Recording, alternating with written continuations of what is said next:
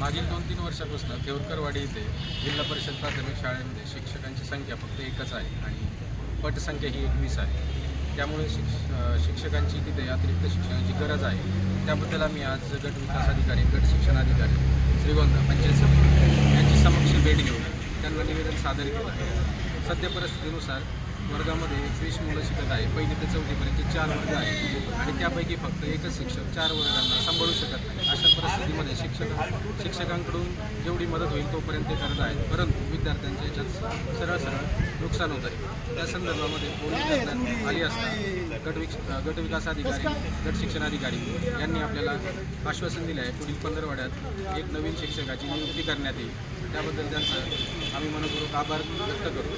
परंतु त्याही पलीकडे शाळेंच्या खोल्या CCTV कॅमेरे बसवणे, नवीन आदेशानुसार आलेले जे GR आहे त्याचं पूर्णपणे पालन होत नाही, त्याबद्दलही तक्रार केली। त्यावरती त्यांनी आम्हाला सांगितलेलं आहे ग्रामपंचायतीकडं निधी मुबलक प्रमाणात अवेलेबल आहे, त्यानुसार आपण गावातील कामे करून घेऊ शकतो आणि आपण जर ही कामं जर झाली नाही तर यानंतर आपण त्यांना आंदोलन करायचा इशारा देऊ शकतो। हे सध्याची परिस्थिती सगळ्यांच्या समोर आणणं गरजेची वाटते।